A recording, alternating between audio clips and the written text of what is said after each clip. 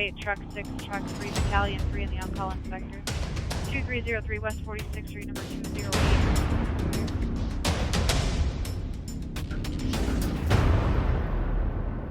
Hi, this is Division Chief Steve Fessler, and on this episode of Sioux Falls Fire, we'll be out to the training center with a couple of our new cadets and talking to them.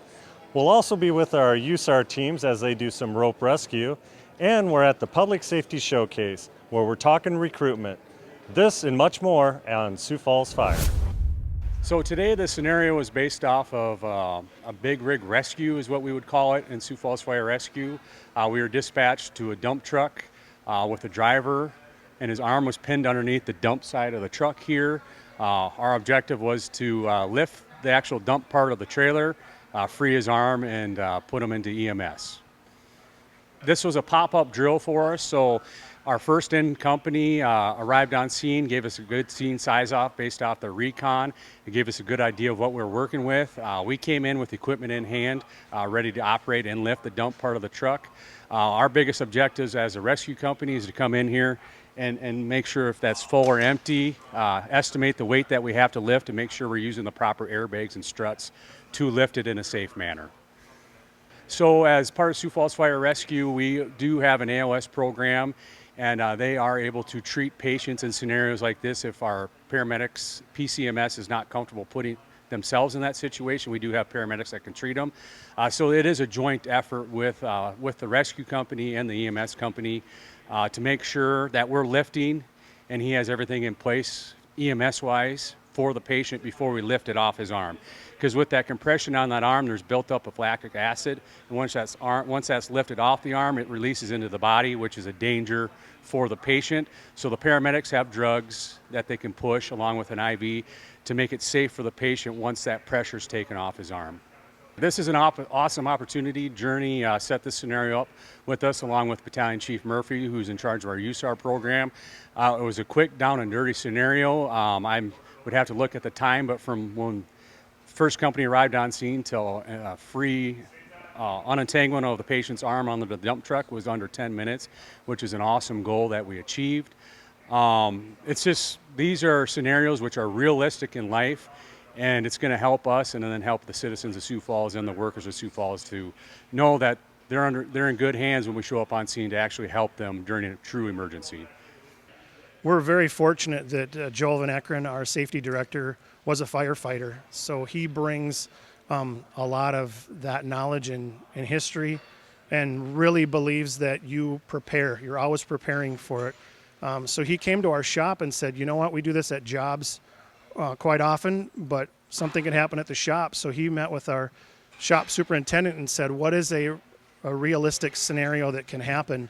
And our shop superintendent, Stu, came up with this scenario. We're working on dump trucks all the time, so this is a very realistic scenario as to what could happen. And just having the fire department here to walk us through the steps, you know, what happens, what we should be doing next, and just kind of keeping everyone calm. It's really good to have this practice and do this. Hopefully we never ever have to do anything like this, but just helps you understand and know, what the steps are.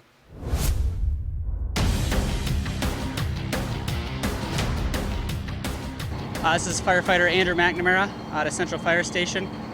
Today, right now I'm on the heavy rescue today, and we got a call here on North Main for a structure fire. When we were heading up North Main, we could see smoke on approach, so our captain upgraded this to an actual structure fire. When we got on scene, the garage door was already open. The people that own the garage must have opened it already, and there was smoke coming out of it. We could see that inside there was something on fire. Owners of the garage said it was a motorcycle. So I pulled the instant recorder pre-connect and asked the FAO to charge the line, and I got a quick knockdown from the exterior of the garage to stop the fire in its tracks at that point. And then once the initial knockdown was done, then my captain, Duffy, and myself masked up and made entry to make sure the fire was all out, no hot spots. Showing up to a garage fire, you never know what people are storing in their garage, if they're working out of their garage. So what type of things they have in there. Sometimes people have propane tanks, artillery, different things like that. There was a couple explosions when we first showed up. It sounded like tire explosions, and once the fire was out, I was able to tell that it was a couple tires that exploded. but if you're not prepared for that, it can be a shock and a loud noise. Once the smoke had cleared out, we could see that the garage was pretty full. The person was working out of their garage, working on motorcycles. So besides propane tanks and stuff like that, there's fuel, oil, different combustible materials in there as well. When we pulled up on scene and saw that it was a garage fire, if we look above the garage, there are a 3-story apartment complex above the garage. So if we wouldn't have been able to get a quick knockdown, this fire could have gotten worse. The garage itself was concrete on the walls and the ceiling, which did help. But there still is conduit and holes in it, so we have to check the surrounding garages to make sure that nothing got through at that point. But it does help that it was concrete walls and ceiling to help slow down the rest of the building from being exposed to fire. Hi, my name is Kevin Christian with Sioux Falls Fire Rescue. I'm a firefighter at Central Fire Station. Today you'll find us out here doing a prescribed burn. This is one of many opportunities we get to partner with the Parks Department, where we're able to do a prescribed burn in their waterways or other access that they have. This is an opportunity to knock down noxious weeds, burn up some thatch in these waterways. Kind of a good opportunity for us as a department to partner with other departments in the city and kind of be that one team method. You'll see today we'll start dropping fire, do some back burns, make sure we burn back, that we protect structures we're around, trees we're around, and basically kind of clean up this area. So today we're going to be kind of watching, make sure we kind of protect our exposures. This is a good opportunity to see that wild-urban interface, basically where you're running into grasses with structures around. In light grasses like this, you can get fires that run and run pretty hot. So we want to make sure that we're protecting structures, basically making sure we keep them cool. Also, we're going to be working with smokes. Obviously, we're going to be going, it's a cooler day, so that smoke's going to want to settle. So we're going to try and get that smoke column up and clear the roadways. And then again, watching our backs, making sure we're keeping our buddies safe out there, and making sure this goes well. These prescribed burns, we're lucky to be able to get these. We don't run across these every day in our area, but this is a hazard that our community does exist with. So to be able to get out here and practice our command system, practice our techniques for protecting structures, basically getting these fires stopped before they grow. This gives us good opportunities for when the time does call for it, that we're set up, ready to go, and we can execute effectively. Yep, as a department, we'll continue to do these, working with the Parks Public Works Department to continue to knock these down. So if you do come across an area that looks like a prescribed burn, you may be seeing smoke and everything like that, we're taking it as opportunities to train and to help other departments out. We thank you for the support from the community and the other departments within the city. Hi, this is Chris Lohan with Sioux Falls Fire Rescue, currently over at Station 12 on Rescue 12, and today we're at the Sioux Falls Arena working on rope rescue. We have 10 new cadets and 3 Vermilion cadets working on getting their rope rescue tech certification. So today we're working on team-based pickoffs, rescuer-based pickoffs, and passing the knot. So right behind me we're working on team-based pickoffs. We currently have 2 rescue techs working on taking one tech off of their line and putting them on their line so they can rescue them, bring them down to the ground. There's a team above them raising and lowering them, and they're all working together to rescue the victim. Up behind me, up above, there's another team working together to do rescuer-based pickoffs. So a single rescuer goes down to the victim, picks them off of their line, and then works to lower both of them down to the ground. Over to my left, there's another team working on passing the knot drills. So if we have a knot in our rope and we need to pass that through our system, it's actually quite the process. So they're practicing that over here, practicing different ways of doing that. So in a real rescue situation, they know what to do.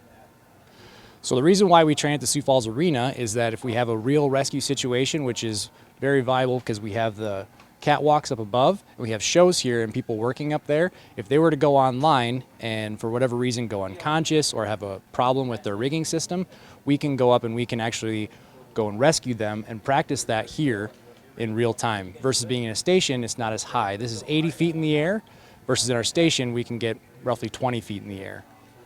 So it's great working with other departments in the South Dakota Task Force 1.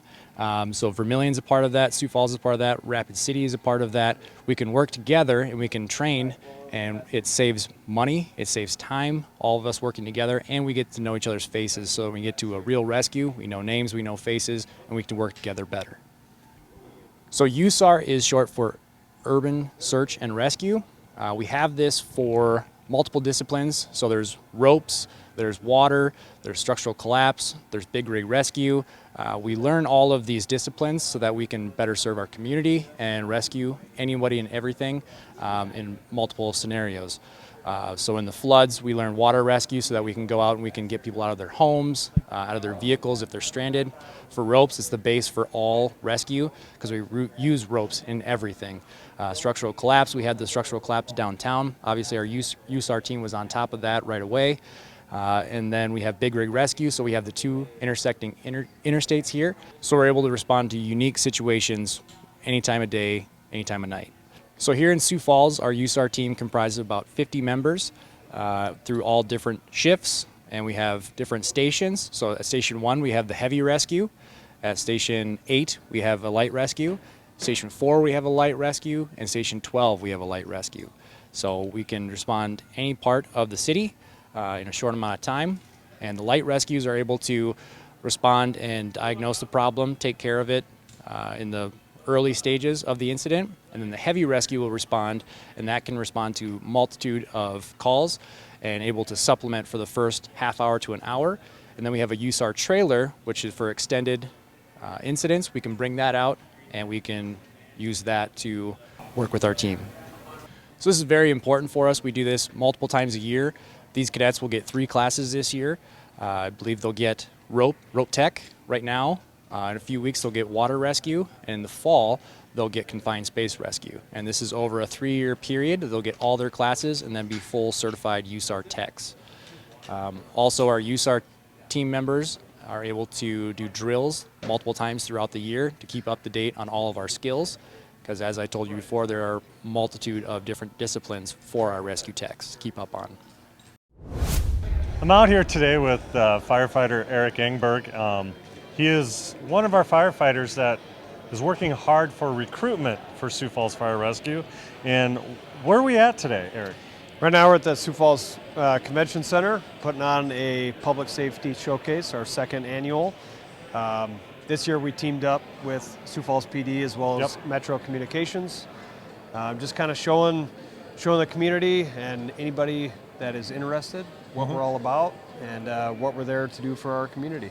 Okay, and anybody interested. So we're really trying to put the pitch out there, recruitment, trying to find the right people to become firefighters with Sioux Falls Fire Rescue. Yes. And, PD's looking for kind of the same thing too, correct? Absolutely, yes. So right now we brought in, a bunch of our different resources here. We have our ambulance, we have a ladder truck, we have a wildland, a UTV, all representative here of what we're all about, what we're here for our community. Yep. We also have stations with people talking about what our academy looks like, what our family life looks like on the floor, what the requirements are to gain your EMT certification, as well as prevention and community risk reduction. So we're all kind of a one-stop shop here to answer any questions that interested people can come ask. Right. And we're going to help them, lead the path for them and answer any questions they may have. And the questions range from, what to expect during the testing to what to expect in the academy, even to what a spouse is to expect while their significant other is in academy or on the job for a 24-hour shift. Correct? Absolutely. This is a rewarding, but at sometimes difficult job. Yep. So right here, we're honestly answering people's questions about, what our daily life looks like, what our duties are at the stations, academically wise at the academy and physical wise, what are the difficult challenges there, and kind of just prepping them of what to be prepared for in this sort of career. And what the family needs to be prepared for on their side of the things when their firefighter's gone for 24 hours, correct? Absolutely. So one of our stations here, actually my wife is here. I kind of recruited her to come and help. But she's here answering any questions of, what it's like to be a spouse for a person for shift work. So what the difficulties are of, daycare and your spouse being gone for 24 hours at a time, that sort of deal. And those are just honest communication and honest conversations that we're having here with individuals, and telling them the ups and downs of what our career is like. So no unexpected things to pop up. absolutely, yep. All right, well, sounds good. I thank you for your time, and I'll let you get back to talking to people. Sounds great. Thanks, sir. Thank you. Firefighter Kyle Shanker here with Engine 5. We're here at Schmidt Music on 41st Street here today doing some search stuff. We did VEIS on Division 2. So VEIS is vent, enter, isolate, and search. We know we have an immediate life safety issue. Downstairs, we had Truck 3 come and assist us with smoke machines downstairs so they can make it as realistic as they can for us. We did some scenarios where we had a Mayday situation where firefighter goes down after we pull a victim out, so RIC crew has to come in and try to find our down firefighter. Just good to do those things because they're low frequency, but they could easily happen. So RIC is our rapid extrication crew. So those guys are on standby in case something goes bad. So in case of we got guys going down in the basement, one guy doesn't come up with us, we know we have a situation where we're gonna have to send them in and find that guy as fast as possible, get him back out. So breaching those walls is the situation that we come across if we got a wall of fire that we can't get out of going through a door. So if we have to get out of a room quickly, going through a wall might be our best bet. So it's fun to do those things training-wise because we like to break stuff, but that could be a real-life situation where we didn't have any other way out, so going through a wall is our only option. So a building like this is fun to come train in because you don't really, you don't know where you're getting into. So this building is big, wide open, a lot of walls, a lot of windows in the second story that we can break down, and so a building this size gives us a lot of options to train. We can do ladder truck stuff. We threw a ladder to the second story window earlier and broke that and entered a room. This is a lot different than doing a structure fire on a house just because of its size. Wide open spaces like this, fire could spread fast, so it's a good building to train on. Today we're out at our training center with our newest class of cadets for 2023, and I'm going to let you introduce yourself. Yeah, my name is Amadou Myers. So, why did you want to join Sioux Falls Fire Rescue? Well, I came to the U.S. in 2005, and coming to the U.S. here from Ivory Coast, I always loved helping people when I was young. So when I see the fire department here in Sioux Falls, I always wonder, like, how can I join? How can I help my community? When I came to the U.S., I always played soccer too, so I always help kids that need help with soccer. So I think the best way for me to help my community is joining the fire department to help with Sioux Falls. Yeah. That's a great story. So what do you like about the cadet class so far? It's fun. It's fun. They are definitely pushing me to my limit. I've never been pushed this far before, so I love it. That's great.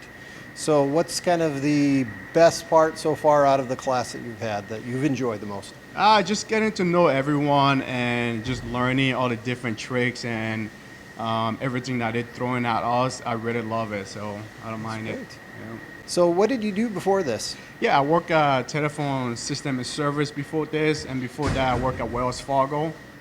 So you're a great example of how we have really expanded our department. We're looking for so many different individuals, and we're really great that you decided to join us. Yeah, thank you. You're welcome. I'm happy to be here. And we have another cadet with us today. I'm going to let you introduce yourself first. I'm Lane Egger. All right. So Lane, why did you join Sioux Falls Fire Rescue? It's been a childhood dream, and I've always wanted to help people and be something part of bigger than myself. How did you first get introduced to maybe the fire department? My family's been pretty heavily involved in the fire service. My grandpa and uncles and dad were all volunteers, and one of my uncles actually worked for Sioux Falls Fire. Yep, I actually worked with one of your uncles here, so it's more of a family affair for you. What did you do before you joined Sioux Falls Fire Rescue? I was out in Custer, South Dakota working for the South Dakota State Wildland Fire on an engine.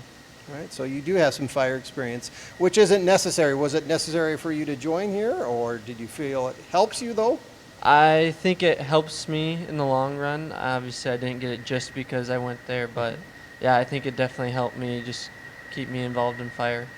So how has maybe working out in wildland prepared you for this position, or what's different working from wildland coming to Sioux Falls Fire Rescue? So the fire service in general, I feel like, is kind of the same realm no matter where you go, but there's been some very big differences between working out there and working here so far.